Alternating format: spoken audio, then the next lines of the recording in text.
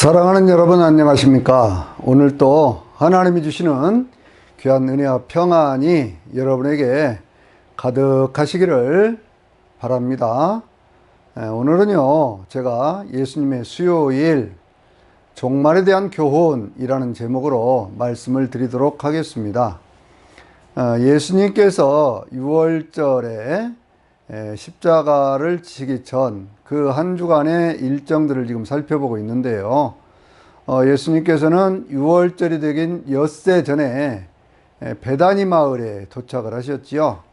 그래서 그날은 안식일이었기 때문에 하루를 쉬시고, 그 다음 주일이 되었을 때에 나사로를 위한, 죽었다가 살아난 나사로를 위한 그러한 잔치가 벌어지면서 주님께 감사하는 그러한 예식도 거기에 있었지요. 그때 마리아는 향유를 가지고 예수님의 발에 붓고 자기 머리털로 씻으면서 예수님의 장례를 준비하는 그러한 모습을 보여주고 있습니다. 그날에 예수님께서는요, 작은 나귀 새끼를 타고 예루살렘 성에 입성을 하셨지요. 그래서 예루살렘 성에 들어가시면서 호산나 다윗의 자손이여 라고 찬송하는 많은 무리들의 그런 찬송과 함께 스가랴 선지자가 예언했던 것처럼 작은 나귀 새끼를 타고 예루살렘에 입성하셨던 그러한 모습을 우리가 볼 수 있습니다. 성전을 한번 둘러보시고 그렇게 오셨는데, 그날 참 주님께서는 그 하나님 앞에 눈물을 흘리시는, 자기 민족을 위해서 눈물을 흘리시는 그러한 모습도 우리에게 보여주었지요. 그 다음 날 월요일이 되었을 때 예수님께서는 예루살렘 성에 다시 입성을 하시면서 성전에 들어가셔서 성전을 청결케 하시는 그러한 일을 하셨습니다. 성전을 청결케 하시면서요, 내 집은 만민의 기도하는 집이다 라고 말씀을 하셨죠. 이 말씀을 우리는 깊이 생각해야 됩니다. 우리의 몸이 하나님의 성전이라면 우리도 늘 기도 가운데 주님을 잘 모실 수 있는, 주님과 함께 동행할 수 있는 그러한 인생들이 되어야 할 것입니다. 그 다음 화요일이 되었을 때요, 화요일은 주님께서 무엇을 하셨느냐 그러면, 화요일 날은 주님께서 여러 가지 많은 것들을 가르치신 것을 볼 수가 있어요.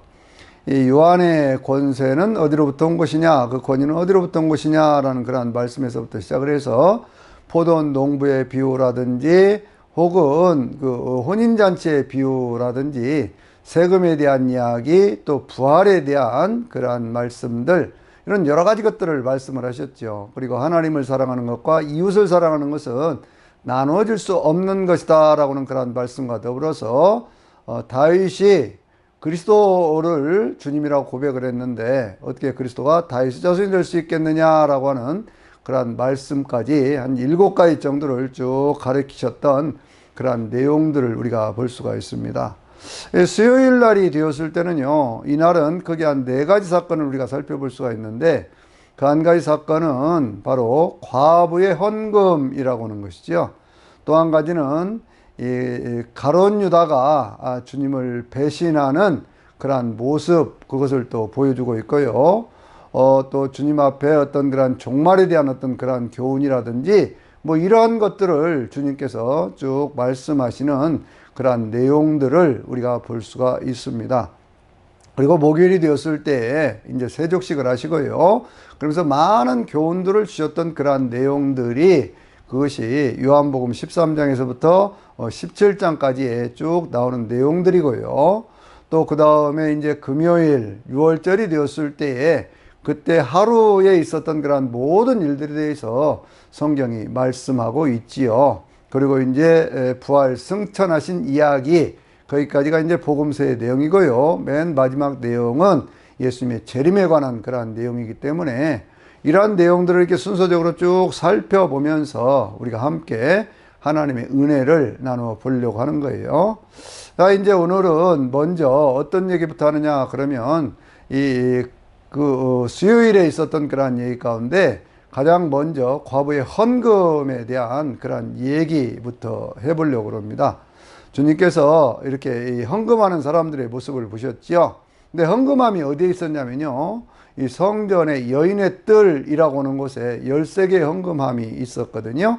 그런데 이제 동문 쪽에 있는 헌금함은 그건 부자들이 주로 헌금하는 그런 곳이고요.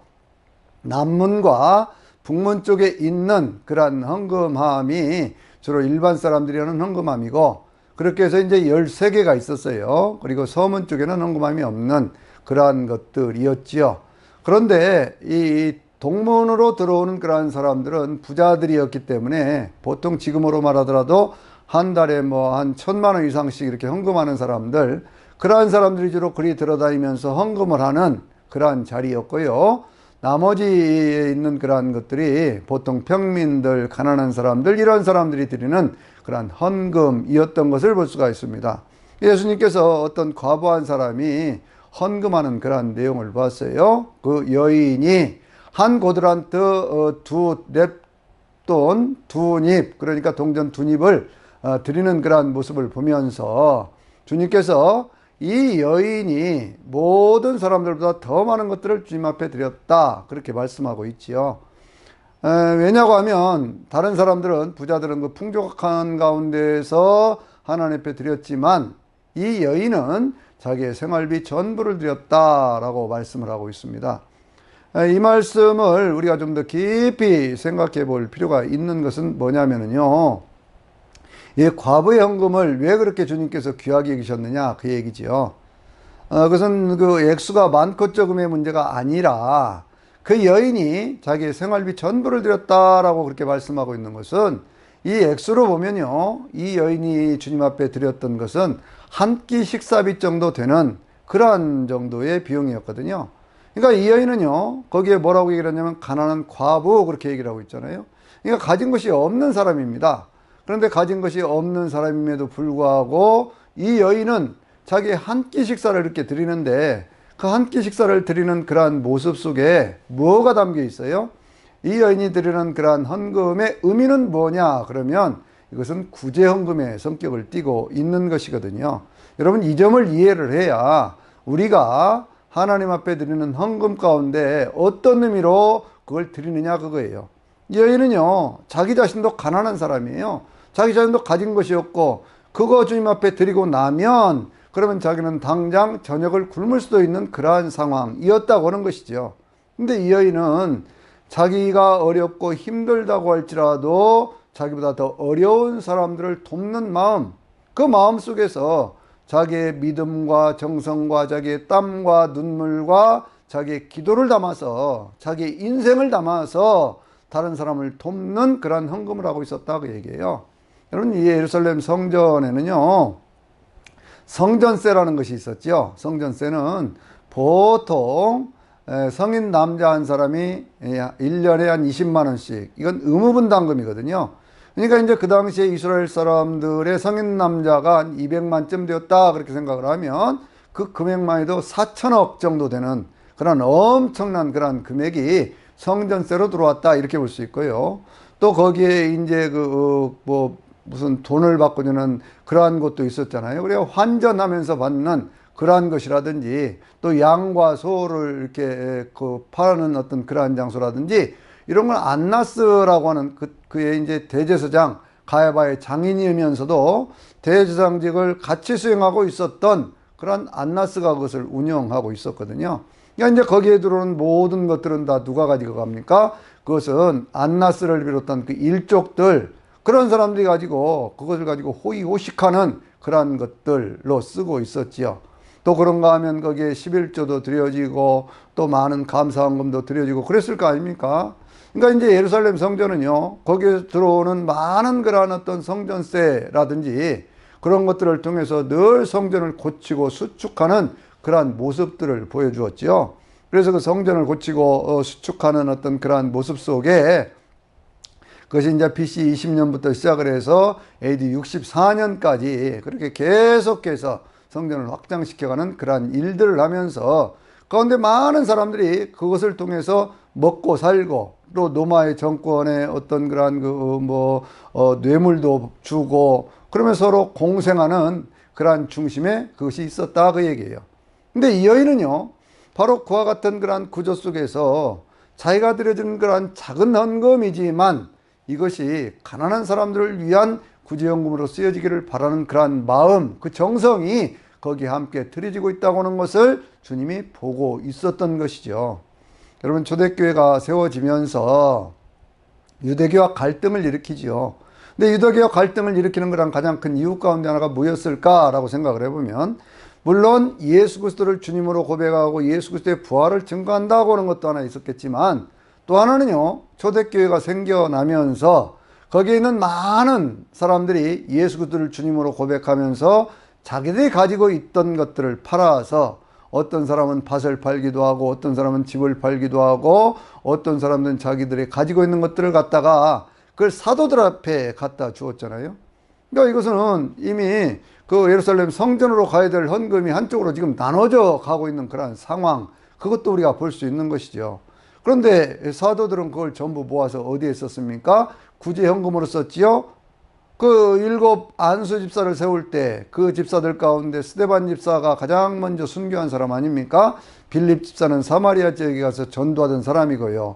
또 그 가운데 유명한 니골라라고 하는 그런 사람은 헬라파 사람인데 처음에 그렇게 부름을 받아서 그렇게 해가지고 7 집사 가운데 하나가 되었다가 초대교회에 큰 해악을 끼쳤던 그런 니골라도, 그 사람도 안수 집사 가운데 한 사람이었거든요.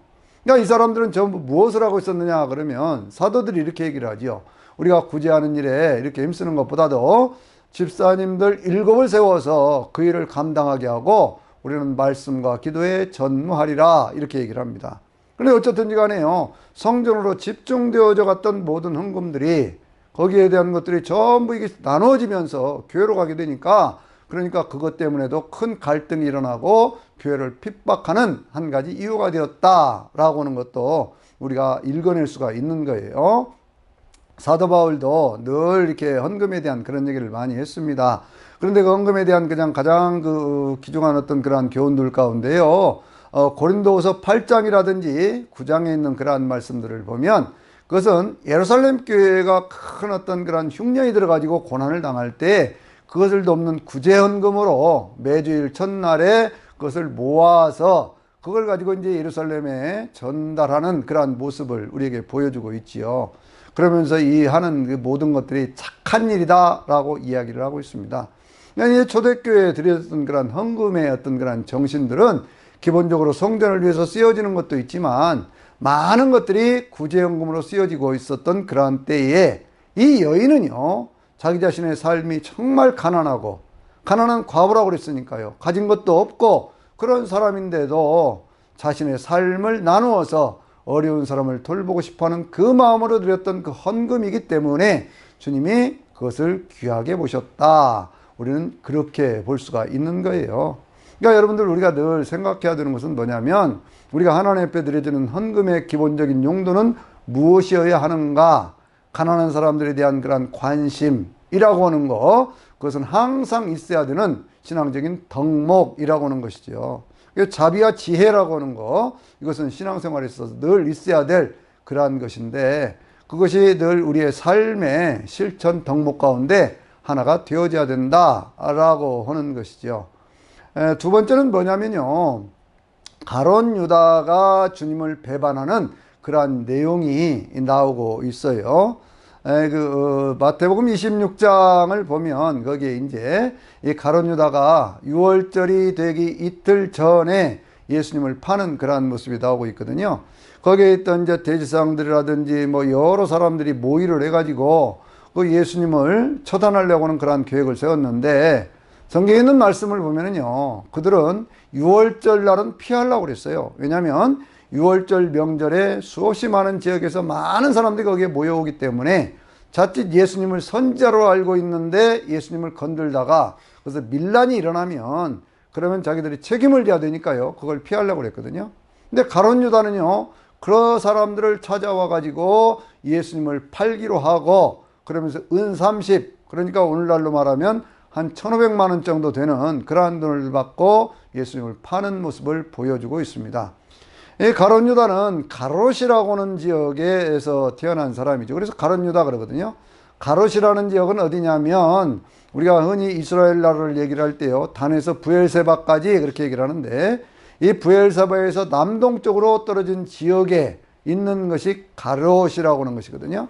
근데 그 지역에서부터 있던 이 사람이 적어도 갈릴리 쪽에서 주로 활동하시던 예수님을 찾아가서 그 가운데 12제자 가운데 한 사람이 되었다라고 하는 것은 이 사람이 어떤 신앙적으로도 대단한 열심이 있었고 대단히 어떤 개혁적인 어떤 그런 성향을 가진 사람이었고 또 세리였던 마태를 제치고 재정을 담당했다라고 하는 것은 굉장히 계산에도 빠르고 영민한 사람이었다라고 하는 것이죠.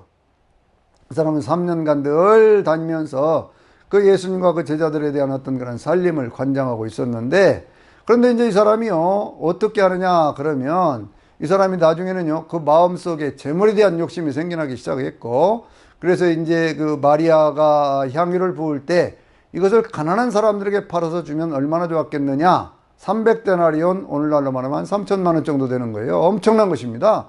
그러니까 그걸 팔아주면 얼마나 좋겠느냐 하고 얘기를 하지만 요한은 얘기를 하기를 저는 도적이라 돈깨를 맡아서 늘 자기가 쓸 것을 가지고 갔다라고 이렇게 얘기를 하고 있거든요. 그러니까 이 사람은 이 마음에 야망이 있었다는 거예요. 예수님을 따라다니면서 어떤 야망이 있었을까요? 이제 예수님께서 예루살렘에 입성을 하시고 예수님께서 왕이 되시고 그러면 그게 요즘 말로 말하면 최소한 재무장관이라도 자기가 할 수 있을 것이다 라고 생각을 했겠지요. 그런데 예수님께서 이 예루살렘으로 입성을 하실 때 보니까 작은 나귀 새끼를 타고 가시잖아요. 그리고 거기에서 그냥 성전 한번 휙 돌아보고 다시 나오시거든요. 그러니까 자기가 생각했던 그런 것과는 전혀 다른 그러한 일들이 이루어지고 있는 것이죠. 그래서 이제 가룟 유다의 마음속에 예수님을 팔아야 되겠다고는 그런 생각이 들어가기를 시작하는 겁니다. 그래서 성경에는요, 특별히 요한복음하고 그 누가복음을 보면 요한복음을 보면 거기에 이제 가룟 유다에게 사단이 들어갔다라고는 그런 말씀을 하고 있는데 그 말씀이 요한복음에 있는 그런 말씀으로 보면요. 요한복음 13장 2절에 이 마귀가 그 가룟 유다의 마음속에 예수님을 팔려고 하는 생각을 집어넣었다 이렇게 얘기를 하고 있고 27절에 보면은 마귀가 그 속에 들어갔다라고 얘기를 하고 있거든요. 이제 가룟 유다의 마음속에 생겼던 그 생각, 잘못된 생각이 점점 더 커져가기 시작하면서 마귀가 준 그 생각이 점점 더 커져가기 시작하면서 결국에는 그 생각의 통로를 타고 마귀가 그 속에 들어가서 온전히 겉으로 볼 때는 가룟 유다인데 완전히 그 인격을 장하게 해서 마귀짓을 하는 그러한 존재로 바뀌어졌다 그런 얘기예요. 늘 우리가 생각해야 될 것이 있습니다. 어떤 생각이 들어올 때요 이것이 영의 생각인지 아니면 육신의 생각인지 아니면 마귀가 가져다주는 생각인지를 분별해 봐야 돼요. 그래서 육신의 생각은 사망이라고 그랬잖아요. 마귀가 주는 것은 멸망의 길로 끌고 가는 것입니다. 그래서 늘 우리가 하나님의 성령께 주는 그런 생각을 붙잡고 그렇게 살아야 생명과 평안의 길로 가게 되어 있는 것이죠. 가룟 유다는 예수님을 팔고 어떻게 했습니까? 예수님이 재판을 받고 그러면서 이제 어떤 그러한 그 십자가를 지시는 그러한 모습을 보면서 굉장히 마음이 후회가 됐지요. 이거 내가 해서는 안 될 일을 했구나 생각을 하고 자기가 받았던 돈을 돌려준다고 찾아갔습니다. 그랬더니 그 사람들이 그 돈을 받겠습니까? 이거 우리하고 상관이 없는 일이다 라고 얘기를 하니까요. 그 돈을 던져두고 그러고는 나가서 모기를 매달아서 자살을 하게 되는데요. 어디 가서 자살을 하는가 하고 보면 그것이 이제 사도행전 1장 18절에 있는 말씀 보면 가룟 유다가 목매달아 죽었는데 그가 떨어져서 그 배에 창자가 터져가지고 그렇게 해서 죽었다 이렇게 표현을 하고 있거든요. 왜 그랬을까요? 그것은 흰놈 골짜기라고 하는 것이 있는데 그 골짜기가 기네렛 골짜기하고 이렇게 만나는 그러한 장소인데 거기에 낭떠러지가 있거든요. 낭떠러지가 있는 곳에 거기에 있는 나무에 매달아서 그렇게 목을 매달아 자살을 했겠지요. 그러니까 이제 그 나무까지가 떨어지면서 아마 가룟 유다가 바위에 부딪혀 가지고 창자가 터져서 그렇게 죽는 그러한 모습을 보여주고 있는 것이죠. 예수님께서는 차라리 그 사람은 태어나지 않았으면 더 좋겠다라고 말할 정도로 참 안타까운 그러한 죽음을 죽는 그러한 모습을 우리에게 보여주고 있습니다. 여러분 그래서요 이 가룟 유다의 어떤 그런 사건을 보면서 우리가 늘 생각해야 될 것이 있어요. 그것은 뭐냐면 우리가 주님 앞에 헌신하고 충성할 때 언제까지 해야 되느냐? 끝까지 해야 된다는 것이죠. 세상에 살다 보면 중간에 유혹도 있고 여러 가지 많은 일들이 있습니다. 고난도 있습니다. 제가 좋아하는 그런 성경 말씀 가운데요. 시편 34편 19절에 있는 말씀 보면 의인은 고난이 많으나 하나님께서 그 모든 고난에서부터 저를 지키신다. 이런 말씀도 있고요. 또 그 21절에 있는 말씀 보면 악이 악인을 죽인다 라고 그렇게 말씀하고 있거든요. 그래서 늘 우리는요, 살아가는 그런 모든 삶에 있어서 기본적으로 내 생각을 잘 다스릴 수 있는 그러한 은혜가 있어야 되겠다라고 하는 것이죠. 하나님의 생각을 따라서 가는 것, 그것이 바로 신앙생활이라고 하는 것이죠. 이제 세 번째 사건이 무슨 사건이냐 그러면 주님께서요, 거기 이제 바리새인들, 서기관들을 책망하시는 그런 내용이 이 마태복음 23장 전체에 그렇게 나오고 있는 것을 볼 수가 있어요. 여기 이제 서기관들과 바리새인들을 책망하는 여러 가지로 이제 말씀을 하시면서 7가지로 화 있을진저라고 말씀하시는 그러한 내용들이 나오고 있거든요. 그런데 이 서기관이라고 하는 사람들은 주로 무슨 일을 하는 사람들이냐 그러면 보통 어떤 억울한 일을 당하고 힘든 일을 당한 사람들을 변호하는 그러한 역할을 감당하는, 오늘날로 말하면 변호사 같은, 변호인 같은 그러한 역할들을 하는 그러한 사람들이었어요. 바리새인들은 우리가 잘 아는 대로 율법 전문가들이었죠. 성경 전문가들입니다. 그러니까 이 사람들은요, 모두가 다 어떤 성경의 전문가고 율법의 전문가고 어려운 사람을 도와줘야 되는 그러한 책무가 있는 그러한 사람들인데, 서기관과 같은 사람들은 어떻게 했느냐 그러면 누가 좀 억울한 일이 있습니까? 나를 도와주시오. 그러면 오히려 그 사람의 가산, 성경은 뭐라고 해요? 과부의 가산을 삼켜버린다 라고 이렇게 얘기할 정도로 그런 사람들이었고, 어디를 가든지 대접을 받기를 좋아하고 뭐 긴 옷을 입고 시장 어귀에서 막 크게 기도를 하고 뭐 그러던 그런 자기들을 과시하면서 어디든지 가면 높은 자리에만 앉으려고 하는 그런 사람들이었거든요. 그래서 주님께서 그들을 책망하시면서 여러 가지 말씀들을 하시는데, 그 가운데 한 가지가 뭐냐면, 너희가 천국의 문 앞에 앉아서 그 문을 닫아놓고 너희도 들어가지 않으면서 다른 사람도 들어가지 못하게 그 문을 막고 있다, 이렇게 얘기를 하고 있어요. 그러면 주님께서 하시는 말씀이 이 뱀들아 독사의 자식들아, 아주 그냥 엄격하게 그렇게 책망하시는 말씀도 나오지요. 뱀들아 독사의 자식들아, 너희들이 어떻게 지옥의 판결을 피하겠느냐라고 얘기를 하면서, 너희들은 어떤 겉은 깨끗한데 속이 아주 더러운 그러한 회칠한 무덤 같다라고 그렇게 책망하시는 그러한 모습을 볼 수가 있습니다. 그 가운데요, 한 가지 우리가 새겨야 될 그런 교훈 가운데는 뭐냐면 23장 23절에 있는 말씀 보면 거기에 이제 주님께서 이런 말씀을 하시거든요. 너희가 회당과 근처와 11조는 들이되 너희가 옳은 것, 정의, 그리고 긍휼, 이 사랑, 또 그리고 믿음, 신이라고는 이러한 것들을 버렸다라고 말씀을 하시죠. 더 중요한 것은 버렸다. 그러면서 너희가 이것도 행하고 저것도 행해야 한다라고 말씀하시거든요. 여기 11조에 대한 그런 교훈, 주님께서 주시는 그런 교훈이 있습니다.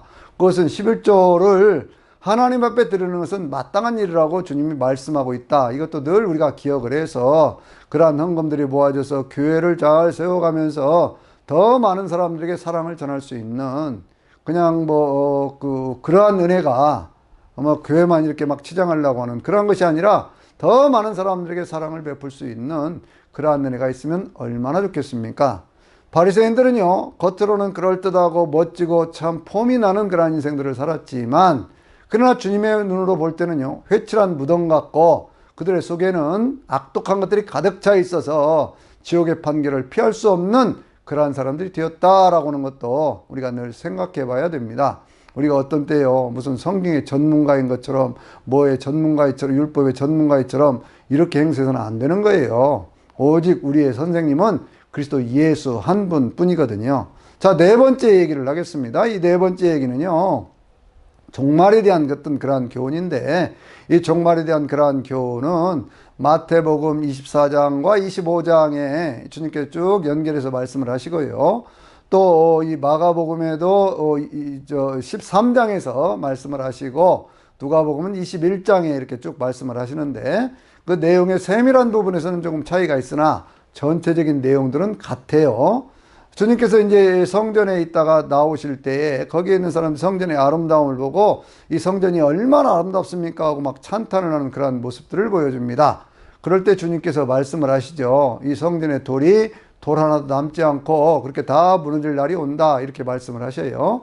그러니까 그 이야기를 들으면서 제자들이 의문을 갖고 있다가 주님께서 이제 감람산에 오셔서 감람원이라고 하는 늘 이제 그곳에 쉬기도 하시고 기도도 하시던 그런 자리에 이렇게 오셨을 때에 제자들이 물어봅니다. 주님, 어느 때에 이런 일이 있겠습니까?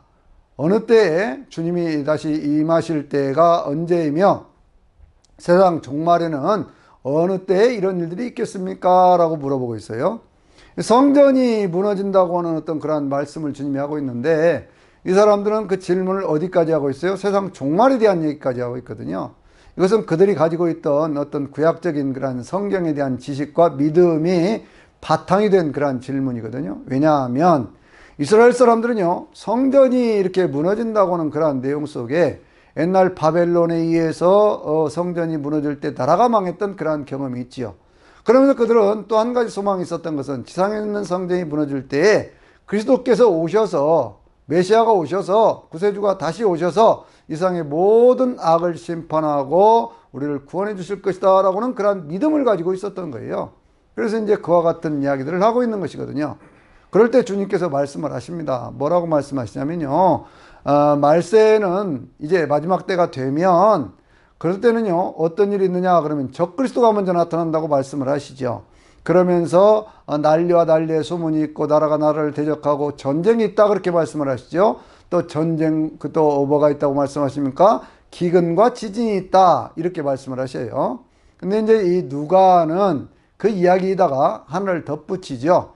마테오고 마가는 이 세 가지를 주로 얘기를 하는데 전쟁과 어떤 적그리스도 그리고 전쟁, 기근, 뭐 그 지진 뭐 이런 얘기들을 하고 있는데 거기다 이제 누가는요 뭐라고 얘기를 하냐면 전염병에 대한 얘기까지를 같이 하고 있는 것을 볼 수가 있어요.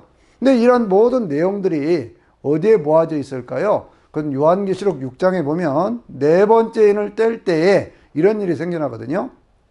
예수님께서 네 번째 인을 떼실 때에 한 청황색 말이 나오는데 그의 단자는 사망이고 그들을 음부가 따르더라 그랬어요. 사망이 뭐예요? 죽음이잖아요. 또 사망은 뭡니까? 악성 전염병을 얘기하고 있거든요. 그래서 이 악성 전염병이 돌면서 죽음이라고 하는 것에 그 뒤에 죽음이 따라온다라고는 그러한 얘기를 하고 있거든요. 그래서 그 말탄 자가 사망의 어떤 그런 권세를 가진 자, 악성 질병을 가지고 있는 자가 땅 4분의 1의 권세를 받아서 칼과 흉년과 사망과 땅의 짐승으로 죽이더라 이렇게 얘기를 하고 있어요. 그러니까 이제 마지막 때가 되어지면 이러한 것들이 그냥 비일비재하게 나타난다는 거예요. 어떤 전쟁이 일어나고 기근이 일어나고 악성 전염병, 요즘 우리가 살고 있는 세상에 경험하지 못했던 그런 뭐 코로나와 같은 것들, 옛날에 사스라든지 뭐 이런 것들 막 일어나고 있지 않습니까? 거기다가 이제 땅의 짐승, 거짓 선자들 이런 존재들이 계속해서 일어나서 사람들을 죽이는 역사가 나타난다 이렇게 얘기를 하고 있거든요. 근데 이러한 것들을 주님은 뭐라고 말씀하시냐면 24장 8절에 있는 말씀 가운데요, 이것은 재난의 시작이라 이렇게 얘기를 하고 있어요. 그러니까 이 모든 것들이 재난이 이렇게 해서 꾸준하게 계속되어져 가는 우리가 살아가는 이 세상 가운데 일어나는 일들이라고 하는 것이죠. 전쟁도 기근도 뭐 지진도 또 어떤 그런 악성 전염병도 그리고 거짓 선자도 이런 것들이 늘 나타난다는 거예요. 그러면 이런 것들이 쭉 되어져 가는 어떤 한 시점에 무엇이 일어날까요? 그것은 큰 환란의 때가 있다 그렇게 얘기를 하거든요. 이 큰 환란의 때는요, 앞에 전 3년 반, 뒤에 후 3년 반 우리가 흔히 그렇게 얘기를 하는데 그런 환란의 때가 있다는 거예요. 환란의 때가. 근데 그 환란의 때는 어떤 일이 있느냐 그러면 거기에 있는 그런 일들을 얘기를 하면서 주님이 이렇게 말씀을 하십니다. 자식들이 아버지를 죽게 하고 또 아버지가 자식들을 죽게 하는 데까지 나아간다. 그렇게 얘기를 아주 참 심각한 그런 얘기 아닙니까? 많은 사람들이 배도하기 시작하면서 그러면서 어떤 그런 그 뭐라고 그럴까요? 그 어떤 그런 그 인생에 있어서 정말 겪지 말아야 될 그러한 일들이 수없이 많이 생겨난다. 그렇게 얘기를 하고 있는 거예요. 근데 그러한 일들이 생겨나기 시작하면서 그때를 가리켜서 큰 환란 때 이렇게 얘기를 합니다. 그것이 이제 마태복음 24장 21절에 있는 그런 말씀이거든요. 그런데 이 마태복음 22장 21절에서 큰 환란의 때가 있다 그렇게 말씀을 하시면서 그 날과 때를 이렇게 감해주지 않으면 그러면 그 구원받을 자가 없는데 구원받을 사람들을 위해서 주님께서 그 날들을 감해주셨다라고 얘기를 하고 있어요. 그러면서 이제 여러 가지 많은 어떤 그런 사건들에 대한 얘기 가운데 그 다음에 이제 29절, 30절, 31절에 있는 말씀 보면요. 주님의 재림에 대한 그러한 얘기를 합니다. 주님께 재림하실 때 어떻게 재림을 하신다고 얘기를 합니까? 주님께서 그 하늘 이 끝에서부터 저 끝까지 자기의 어떤 그런 천사들을 보내어서 그렇게 해가지고 많은 사람들, 구원받을 사람들을 모은다고도 말씀을 하시고요. 그러면서 이제 마지막 큰 나팔 소리와 함께 그렇게 해서 주님께서 구름을 타고 이 땅에 재림하신다라고 말씀하고 있어요. 그러니까 성경이 말씀하고 있는 재림의 때라고 하는 것은 뭐냐 그러면 바로 그때가 종말의 때다 그런 얘기예요. 종말은 언제부터 시작됐다는 얘기예요. 그것은 어떤 전쟁, 기근 이런 것들이 보편화되기 시작하는 그러한 모든 일들이 진행되어 가면서 큰 환란의 때가 오고 예수님이 재림하실 때 그때 이루어지는 것이다 라는 얘기예요. 우리가 이 종말이라고 하는 것에 대해서 잘 이해하고 가야 될 필요가 있는데요. 이 종말이라고 하는 것은 우리가 성경적으로 보면요. 크게 네 가지는 꼭 이해를 하고 가야 됩니다. 예수님의 재림에 대한 얘기를 할 때 이 종말에 대한 얘기하고 같이 되는 것이거든요. 첫째는 뭐냐 그러면 우리 인생의 종말이 인생의 종말, 사람들의 종말이죠. 사람들의 종말이 뭡니까? 죽음이라고 하는 것이죠. 죽음은 성경적으로 보면 무엇입니까? 우리의 영혼과 육체가 나누어지는 거예요. 어떤 사람들은요, 영혼이 있느냐 없느냐 그런 것 갖고 따지는 사람들이 있어요. 그러나 기독교인들은요, 그런 것들에 대해서 따지거나 다투어야 할 하나도 이유가 없는 것은 성경은 날마다 얘기를 할 때 우리 인간 안에는 영혼이 있다 그렇게 말씀하고 있잖아요. 예수님께서 죽은 이 회당장 야이로의 딸을 살릴 때에도 어떻게 살렸습니까? 그 영혼이 돌아와서 그 아이가 살았다 그렇게 얘기를 하고 있고, 예수님께 십자가를 지실 때도 그 영혼이 떠나갔다 그렇게 말씀을 하고 있잖아요. 그러니까 인간 안에는 영혼이 있는 거예요. 그래서 우리가 이 육체가 어떤 심장이 박동이 멈추고 산소 호흡이 잘 안 되어 가지고 그렇게 가지고 뇌의 기능이 멈추어졌을 때, 그럴 때 우리는요 우리의 영혼과 육체가 나누어집니다. 영혼과 육체가 나눠질 때요, 에베소 2장 1절에 있는 말씀 보면 거기에 뭐라고 말씀하고 있어요? 너희의 허물과 죄 가운데 죽었던 너희를 살리셨도다 그랬잖아요. 그러니까 우리의 영혼이 이 육체에서부터 벗어나게 되어지는 그것을 뭐라고 얘기를 합니까? 우리가 땅에 있는 장막집이 무너지면 하늘에 있는 영원한 하나님의 우리에게 주시는 그러한 집이 있다고 하는 것을 우리는 안다. 고린도서 5장 1절에 그렇게 말씀하고 있잖아요. 그러니까 우리가 허물과 죄 가운데 있었던 이 몸을 벗어나기 시작하면서 잠깐 동안요 어두운 어떤 그러한 터널을 지나가고 그 다음에 밝은 빛의 세계로 쫙 올라가면서 그렇게 하면서 우리 하나님께서 약속하신 낙원에 우리의 영혼들이 가게 되어 있어요. 그럼 낙원에 있는 그러한 영혼들은 어떻게 될까요? 데살로니가전서 4장 13절에 있는 말씀 보면요, 13절 이하에 있는 그러한 말씀들을 보면 거기에는 이런 얘기가 있거든요. 주님께서 그 천사들의 어떤 호령과 하나님의 큰 하나님의 나팔 소리와 함께 주님께서 재림을 하실 때에, 그때 죽은 자들이 먼저 일어나며 땅에 있는 자들이 끌어올림을 받아서 공중에서 주님을 맞이하게 된다라고 얘기를 하고 있거든요. 그러니까 우리의 영혼, 낙원에 있던 그러한 영혼들이 주님이 재림하실 때 함께 내려오고 땅에 있던 어떤 예수 그리스도를 믿는 사람들은 하늘로 들려올림을 받아서 그렇게 공중에서 만나는 그러한 휴거의 사건, 만남의 사건이 이루어지게 되어 있지요. 그 전까지는 먼저 죽은 그리스도를 믿는 사람들은 어디에? 낙원에. 예수 그리스도를 부인하고 하나님을 부인하던 어리석은 자들은 어디에? 음부의 뜨거운 불 가운데, 이렇게 얘기를 하고 있는 거예요. 죽음 이후의 상태에 대해서요 우리는 분명하고 확실하게 알아야 됩니다. 그래 낙원에 있다가 어린 양의 혼인잔치에 함께 참여하게 되잖아요. 어린 양의 혼인잔치에 함께 참여한 다음에 이 세상에 있는 다시 한번 주님께서 이루어주시는 지상 낙원과 같은 천년 왕국에 참여하게 되고, 천년 왕국에 참여한 다음에 그 다음에 이제 마귀가 심판을 받고 그 다음에 어떤 그러한 백보자 심판이 있은 다음에 새롭게 만들어진 새하늘과 새 땅 영원한 천국에서 우리는 영생복락을 누리며 살게 되어 있는 거예요. 그러니까 여러분들 인생의 어떤 그런 종말이 찾아왔을 때 죽음이라고 하는 것은요 무엇을 통해서 이길 수가 있을까요? 죽음이 무엇을 통해서 이길 수 있을까요? 죽음은요 죽음을 통해서 이기는 겁니다. 여러분 이거 한번 깊이 생각해 보시기 바랍니다. 인생의 죽음이라고 하는 것이 끝이 아니라, 사람이 한 번 죽는 것은 정해진 것이고 그 후에는 심판이 있다 이렇게 말씀하고 있잖아요. 그리고 주님께서 죄와 상관없이 자기를 바라는 이들에게 두 번째 다시 나타나신다 이렇게 말씀하고 있잖아요. 그러니까 우리 인생이라고 하는 것이 죽는다고 하는 것은 육체가 죽는 거예요. 이 육체가 죽고 나면 그 다음에 우리의 영혼은 낙원에 있다가 또 영원한 몸, 신령한 몸으로 변화되어져서 예수님과 함께 어린 양의 혼인잔치에 참여하고 또 천년왕국에 참여했다가 영생복락을 누리는 새하늘과 새 땅, 새롭게 창조되는 새하늘과 새 땅에서 살게 되는 것이거든요. 그래서 인간의 어떤 그 사후생에 대한 그러한 확실하고도 분명한 지식과 믿음이 있어서 오늘을 살아가는 데 있어서요, 절대로 죽음을 두려워하지 않는 그러한 저나 여러분이 되시기를 바랍니다. 죽음은요, 죽음으로 이길 수 있는 거예요. 죽지 않고 그냥 영원히 살 수 있을 것 같아요? 되지를 않습니다. 그것은 우리의 육신이 점점 더 낡아져 가기 때문에 되지를 않는 거예요. 그렇게 살아서 무슨 의미가 있겠습니까? 오히려 어느 정한 때가 되어져서 하나님이 부르실 때 그때 주님 앞에 가는 그것이 훨씬 더 좋은 것이죠. 주님이 이렇게 말씀하셨잖아요. 너희는 마음에 근심하지 말라. 하나님을 믿으니 또 나를 믿어라. 내 아버지 집에 거할 곳이 많도다. 내가 너희를 위하여 있을 곳을 예비하러 가노니 가서 예비하면 내가 다시 와서 너희를 내게로 영접하여 너희로 나 있는 곳에 함께 있게 하리라 이렇게 말씀하셨어요. 주님께서는 가셨을 뿐만 아니라 다시 오신다고 말씀하셨고 있을 곳을 준비하신다고 하셨고 우리와 함께 있겠다고 말씀을 하셨거든요. 그러니까 죽음에 대한 어떤 그런 두려움과 공포는 다 떨쳐버릴 수 있게 되시기를 바랍니다.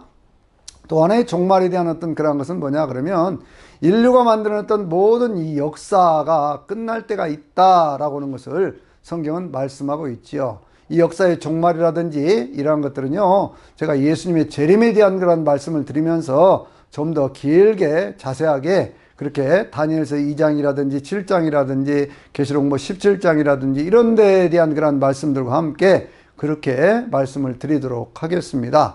세 번째는 뭐냐 그러면 그것은요, 사탄의 종말이라고 하는 거 우리가 생각을 해야 됩니다. 사탄은 어떤 존재입니까? 이 세상이 창조되기 이전에 영적인 세계에서 하나님에 의해서 창조된 그런 영적 존재인데 그것이 교만해서 하나님의 자리까지 탐내다가 거기에서 미가엘과의 싸움에서 지고 땅으로 떨어진 그러한 존재죠. 그래서 이제 에베소 2장 2절에 있는 말씀은 공중의 권세 잡은 자, 불순종의 아들 뜻 가운데 역사하는 악한 영, 그것이고요. 또 그 이름이 사탄, 마귀, 엔용, 에뱀이라고 하는 것이고요. 그것이 이 땅에 있으면서 두 짐승을 통해서 곧 적그리스도적인 권력자와 그리고 거짓 선자들을 통해서 그렇게 해서 이 땅에 있는 믿는 사람들을 이렇게 미혹을 하다가 결국에는 주님의 재림과 함께 무저갱에 갇히게 되고 무저갱에 다시 나와가지고 또 주님을 한 번 더 대적하다가 천년왕국이 지난 다음에 그렇게 대적을 하다가 계시록 20장 10절에 있는 말씀 보면 뭐라고 말씀하고 있어요? 이렇게 얘기를 하고 있지요. 마귀가 붙잡혀서 불못에 던져지니 거기는 짐승과 거짓 선자도 있어 그들이 세세토록 밤낮 괴로움을 당하리로다 그랬어요. 그러니까 멸망이라고 하는 것은요, 없어진다는 얘기 아니에요. 사멸이라는 얘기 아닙니다. 영원한 고통의 자리에 들어가게 된다라고 하는 것이죠.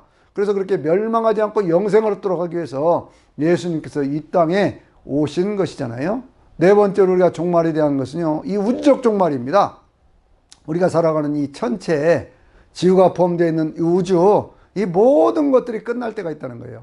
성경이 말씀하고 있어요. 어디에서 말씀하고 있을까요? 계시록 20장 11절에 있는 말씀을 보면은요, 거기에 이렇게 말씀을 하고 있거든요. 뭐라고 얘기를 하냐면 거기에 크고 흰 보좌가 있는데 그 앞에 땅과 하늘이 다 사라져 없어지고 라고 하는 그런 말씀이 있어요. 그러니까 이제 이 새로운 어떤 그런 역사가 이제 시작되는 그러한 시점에 그것이 다 없어진다는 거예요. 그리고 또 뭐라고 말씀을 하냐면요, 그 가운데서 이렇게 얘기를 하거든요. 21장, 계시록 21장에 보면 또 내가 새하늘과 새 땅을 보니 처음 하늘과 처음 땅이 없어졌고 바다도 다시 있지 않더라 라고 말씀하고 있어요. 우리가 살아가는 이 모든 자연 만물, 이 물질계 이러한 것들이 다 사라져버리고 우리가 영적인 새로운 몸을 입고 사는 그러한 새로운 세상이 준비되어 있다라고 하는 것도 우리가 믿음으로 성경의 말씀을 통해서 알 수 있게 되는 것입니다. 그런데 이 모든 종말이 어디서부터 온다고요? 예수님의 재림을 중심으로 해서 이루어진다는 거예요. 이 예수님의 재림, 바로 그것에 대해서 얘기를 하면서 우리의 어떤 영적인 몸으로 변화되어지는 것도 고린도전서 15장 51절에 있는 말씀 보면 마지막 나팔 소리에 우리가 호련히 변화한다고 그렇게 말씀하고 있잖아요. 그러니까 성경은 큰 나팔 소리, 마지막 나팔 소리, 하나님의 나팔 소리, 또 계시록 10장 7절에 있는 말씀 보면 거기에는 7번째 나팔 그렇게 얘기를 하잖아요. 11장 15절에 있는 말씀 보면 7번째 나팔이 불 때에 그때에 하늘에서 큰 음성이 나서 이르되 이제 우리 하나님과 그리의 그리스도의 나라가 이루어졌고 그가 세세토록 왕노릇하리로다 이렇게 말씀을 하고 있거든요. 그러니까 이러한 말씀들을 좀 더 우리가 자세하게 상세하게 이렇게 자꾸 익혀가다 보면요, 주님의 재림이라고 하는 것이 우리 예수 믿는 사람들에게 가장 큰 소망의 사건이 된다라고 하는 것이 결코 두려워할 사건이 아니다 그런 얘기예요. 그런데 그날과 그때는 안다고 했습니까? 모른다고 했습니까? 성경은 분명히 말씀하고 있습니다. 뭐라고 얘기하냐면요, 이 마태복음 24장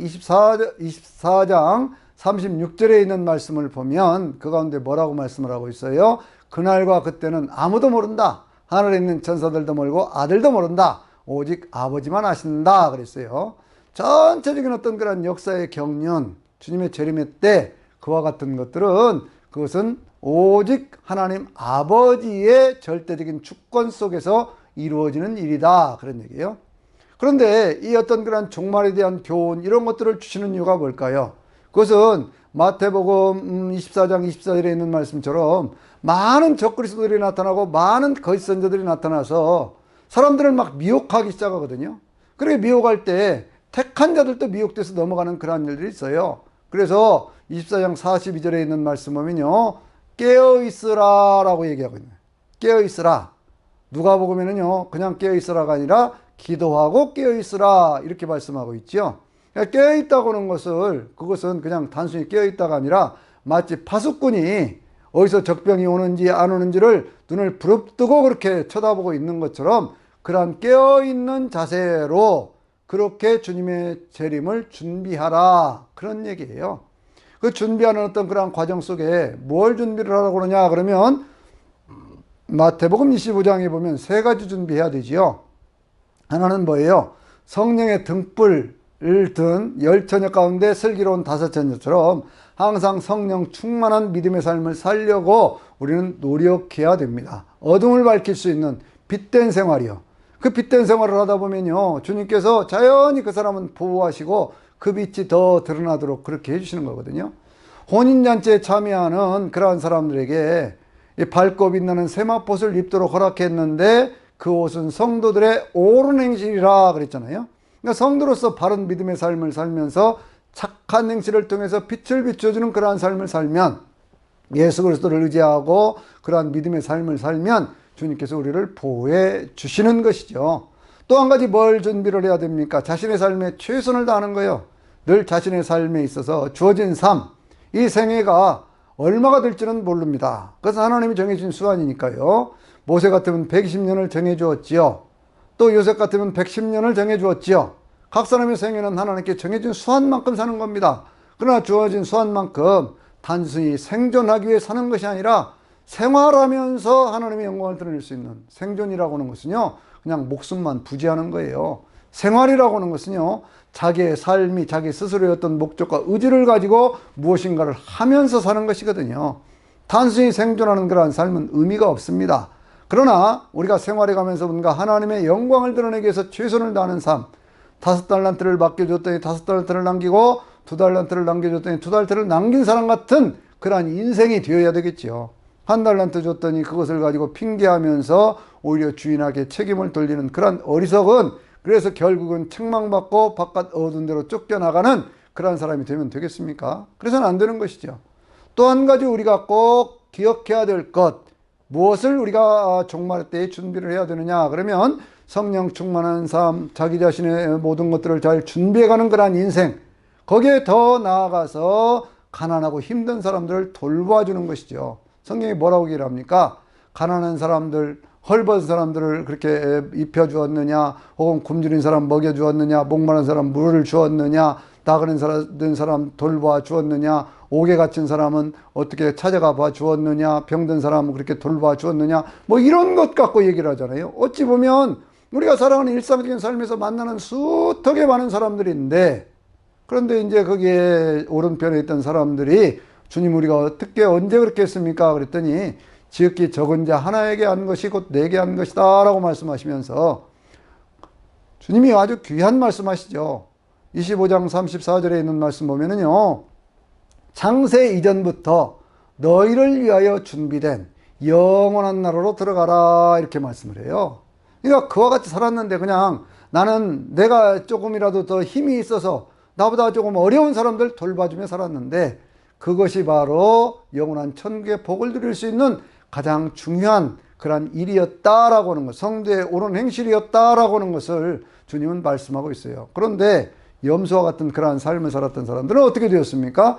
그 사람들은 이렇게 얘기를 하고 있습니다. 거기 성경에 있는 말씀 보면은요, 그 사람들은 그거 안 했다는 거예요. 그러니까 주님께서 하시는 말씀이 거기 25장 42절에 있는 그러한 말씀을 보면은요, 뭐라고 주님이 말씀하시냐면 마귀와 그 사자들을 위하여 준비된 영원한 불에 들어가라 그렇게 말씀하고 있어요. 어찌 보면 그냥 자기 자신의 개인의 삶만 위해서 살았던 것 같아요.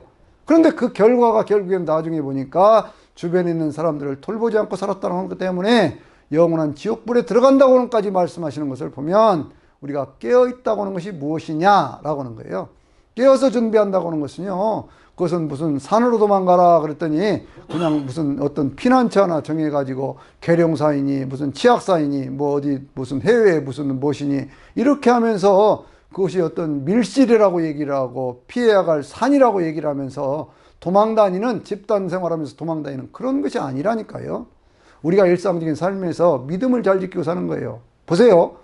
시험과 환난의 때는 분명히 있습니다. 우리가 살아가는 일상적인 삶에도 있고요, 주님이 재림하실 때도 있어요. 그런데 빌라델비아의 교회에 주신 말씀 가운데 이런 말씀이 있거든요. 그 말씀을 우리가 잘 새기면 그러면 우리가 어떤 자세로 인생을 살아가야 되는가 그걸 알 수가 있어요. 빌라델비아 교회에 주신 그런 말씀 가운데요, 주님이 이렇게 말씀을 하셨어요. 내가 내 행위를 아노니 너는 적은 능력을 가지고도 내 이름을 지키고 나를 믿는 믿음을 저버리지 아니하였도다. 그러므로 내가 사단의 당 곧 자칭 유대인이라 하나 유대인이 아닌 자들 가운데 몇 사람을 내게 주어 내 발 앞에 절하게 하고, 또 내가 나의 인내 말씀을 지켰은즉, 인내하라고는 그 말씀을 지켰은즉 내가 큰 환난 가운데서 너를 지키리니, 여러분 이 말씀이 중요한 겁니다. 큰 환난 가운데서 너를 지키리니 이는 장차 온 땅에 거하는 모든 사람들을 시험할 때라 이렇게 말씀하고 있거든요. 그러니까 평소에 신앙생활을 잘하면 어떤 환난의 때가 오고 어떤 고난이 오고 그래도 두려워할 이유가 없다 그거예요. 그 순간에 어떤 죽음이 찾아온다고 하더라도 죽음은 뭘로 이기는 거라고요? 죽음으로 이기는 거예요.